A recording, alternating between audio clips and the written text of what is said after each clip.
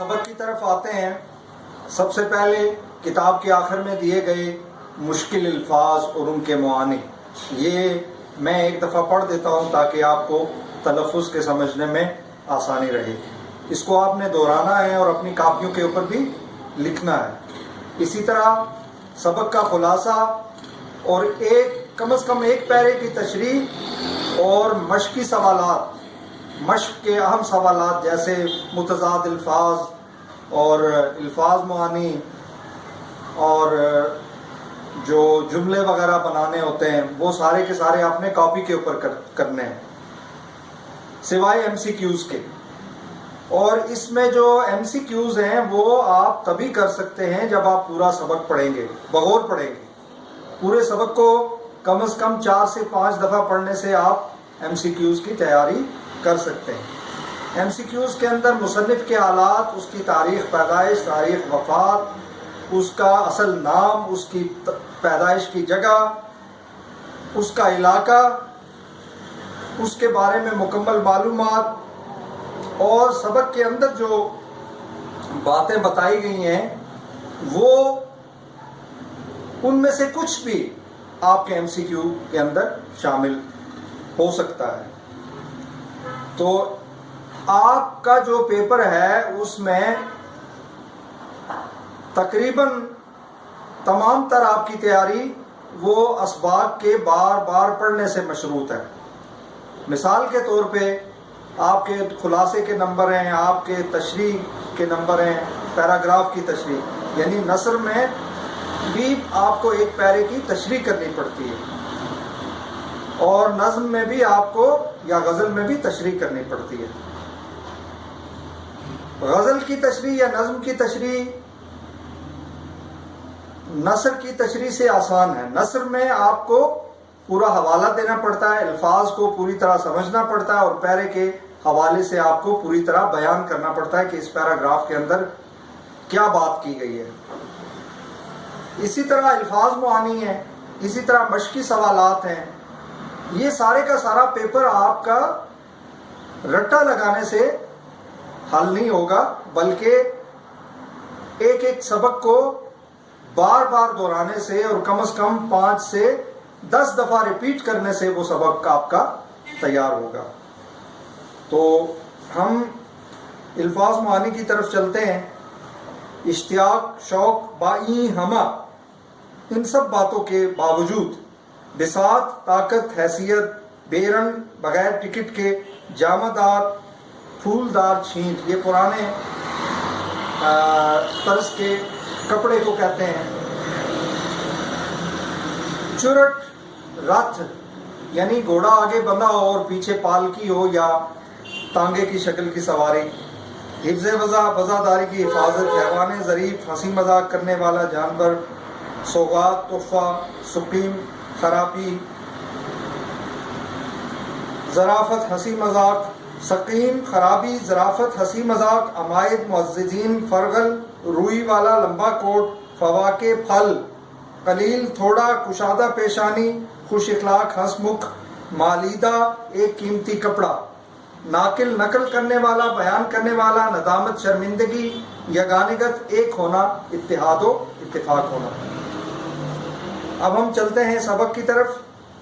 مرزا اسد اللہ خان غالب نوابی شان رکھنے والے ایک عظیم شاعر تھے، جنہیں اردو فارسی دونوں زبانوں میں شاعری کا کمال حاصل تھا۔ آپ کی شخصیت مسلمانوں کی عظمت رفتہ کی نشانی تھی۔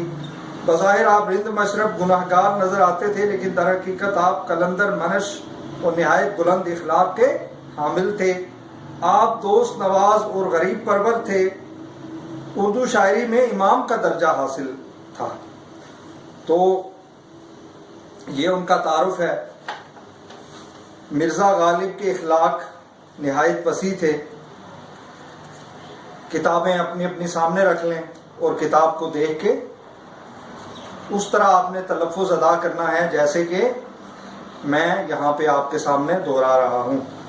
مرزا غالب کے اخلاق نہایت وسیع تھے۔ وہ ہر شخص سے جو ان سے ملنے جاتا تھا بہت کشادہ پیشانی سے ملتے تھے۔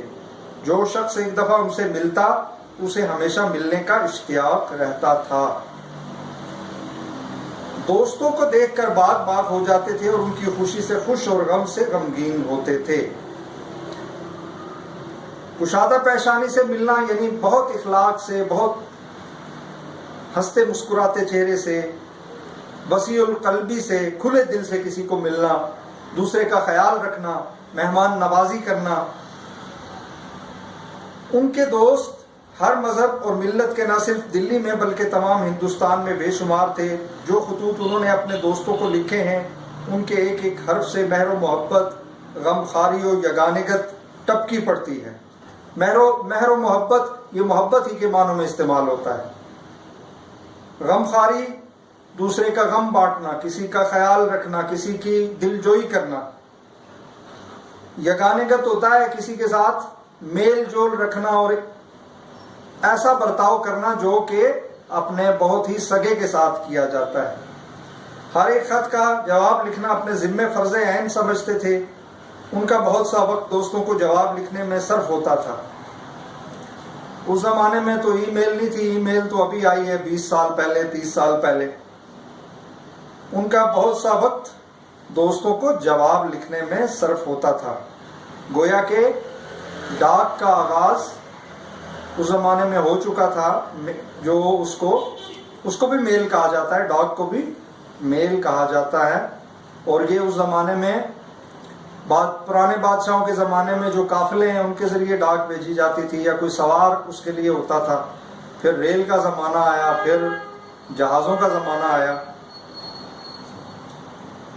بیماری اور تکلیف کی حالت میں بھی وہ دوستوں کے خطوط کے جواب لکھنے سے باز نہ آتے تھے، دوستوں کی فرمائشوں سے کبھی تنگ نہ ہوتے تھے، تنگ دل نہ ہوتے تھے۔ غزلوں کی اصلاح کے سوا اور طرح طرح کی فرمائشیں ان کے بعض خالص و مخلص دوست کرتے تھے۔ طرح طرح کی فرمائشیں جیسے دوستوں میں ہوتا ہے کہ آج یہ کریں، آج یہ چاہیے، آج یہ کام ہے آپ سے۔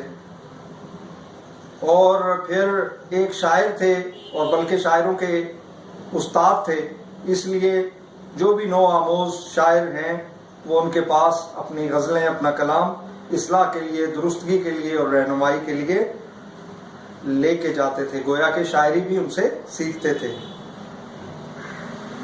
لوگ ان کو اکثر بے رنگ خط بیچتے تھے، مگر ان کو کبھی ناگوار نہ گزرتا تھا۔ بے رنگ خط سے مراد یہ ہے کہ بغیر ٹکٹ کے۔ تو محکمہ ڈاک کا یہ دستور تھا کہ جو بغیر ٹکٹ کے خط ملتا تھا اس کی ادائیگی مکتوب الہی کرتا تھا، یعنی جس کی طرف خط لکھا جاتا تھا وہ ڈاک کے پیسوں کی، ٹکٹ کی ادائیگی کرتا تھا۔ اگر کوئی شخص لفافے میں ٹکٹ رکھ کر بیچتا تو سخت شکایت کرتے تھے، یعنی جوابی خط لکھنے کے لیے محکمہ ڈاک کی طرف سے جاری کردہ جو ٹکٹ ہے وہ اگر کوئی لفافے میں رکھ کے کہ اب غالب ہمیں جواب دیں گے، اور اس کے اپنے خط کے اوپر، تاکہ ان کو خود خرید کے ٹکٹ نہ لگانا پڑے، اس لیے لوگ اپنے خط کے اندر ہی اگر ٹکٹ ڈال دیتے تو اس سے وہ ناراض ہوتے تھے کہ کیا میں اپنا ٹکٹ خریدنے کی بھی استطاعت نہیں رکھتا۔ مربت اللحاظ مرزا کی طبیعت میں بدرجہ غایت تھا۔ مربت اللحاظ یعنی کسی کی خامیوں سے نظر انداز کرنا، غلطیوں کو نظر انداز کرنا، طبیعت کی نرمی، دوسروں کا خیال رکھنا، ہر ایک کی حیثیت اور مرتبے کے مطابق اس کی عزت کرنا، یہ سارا مربت اللحاظ میں ہے۔ کوئی جو ہے نا وہ مجبور پریشان ہے، اس کو دیکھ کے اس کی ضرورت پوری کرنا۔ بدرجہ غایت یعنی بہت زیادہ، کمال درجے کا۔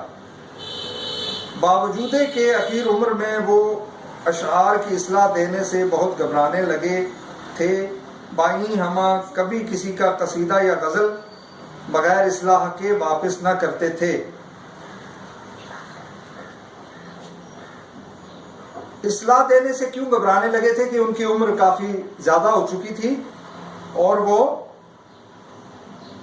بیمار بھی تھے، اس لیے اگر روزانہ 20 سے 30 غزلیں ہوں یا زیادہ دوستوں نے انہیں کلام بھیجا ہو تو ان کے لیے پھر مشکل ہو جاتی تھی۔ اس کے باوجود بائیں ہمہ اس کے باوجود بھی وہ لوگوں کو مایوس نہیں کرتے تھے، ان کے کلام کی اصلاح کر دیتے تھے، لوگوں کی حوصلہ شکنی نہیں کرتے تھے۔